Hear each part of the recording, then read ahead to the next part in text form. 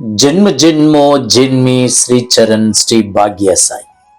அனைவருக்கும் சாய் சுப நமஸ்காரங்கள். நிலக்கோட்டையிலிருந்து சாய் உமேஷ்.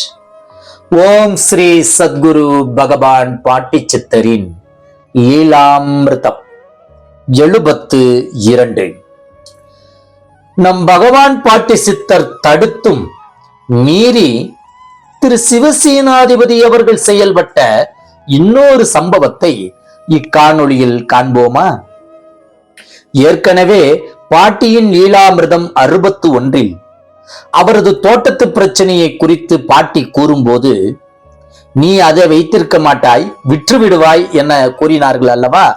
அதேபோல் அந்த தோட்டத்து பிரச்சனை குறித்தும் மற்றொன்றையும் கூறினார்கள்.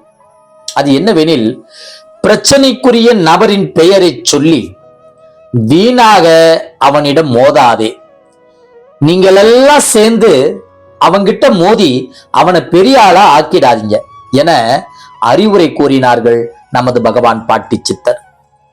பாட்டி இவ்வாறு கூறியதை இவர் மீண்டும் கேட்காமல் உதாசீனம் படுத்திவிட்டு பிரச்சனையை உடனே முடிக்க வேண்டும் என்ற ஆர்வ கோளாறில் அந்த நபரிடம் மோதி பார்க்கலாம் என்ற உணர்வுடன் முடிவெடுத்தார் திரு சிவசேனாதிபதி அவர்கள்.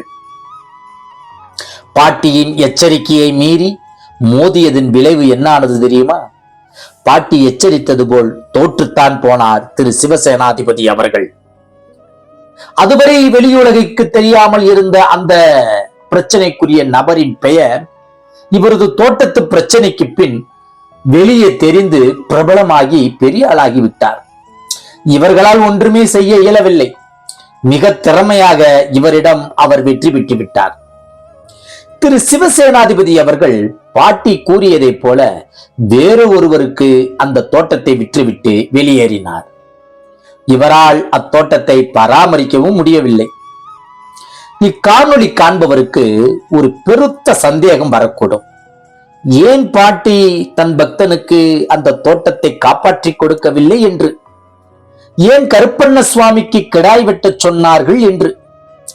தோட்டத்து பிரச்சனையில் யாராவது ஒருவர் உயிர் போய்விடுவது போல் ஒரு சூழல், ஒரு விதி இருந்தது போல, அதை சரி செய்யவே, ஒரு மனித உயிரை காப்பாற்றவே பாட்டி ஒரு ஆட்டின் உயிரை பலி குடிக்க செய்து இவர்கள் அனைவரையும் காப்பாற்றி உள்ளார். ஒருவேளை தோட்டத்தை விற்காமல் இருந்திருந்தால் கூட ஒரு உயிர் பலி ஏற்பட்டிருக்கும், ஒரு அபத்தமான சூழ்நிலை ஏற்பட்டிருக்கும். இவரது உயிரும் காப்பாற்றப்பட்டது. மேலும் தோட்டத்தை கிரயம் செய்தமையால் தோட்டத்தில் தங்கியிருந்த திரு சிவசேனாதிபதி அவர்களின் வயதான பெற்றோர்களை தனது இல்லத்திற்கே வரவழைத்து தனது அருகாமையில் வைத்து அவர்களை பேணி காக்கும் பாக்கியத்தை பெற்றார் பாட்டியின் கருணையால். ஸ்ரீ கருப்பண்ண சுவாமிக்கு வேண்டுதல்களை நிறைவேற்றாமல் காலம் தாழ்த்தியதால் தெய்வ குற்றத்திற்கு ஆளாகாமல் இருக்கவே கிடாய் பலி கொடுக்க சொன்னார் நம் பகவான் பாட்டி சித்தர். திரு சிவசேனாதிபதி அவர்களின் குடும்பத்தில் அதுவே கடைசி அசைவ வழிபாடு ஆகும்.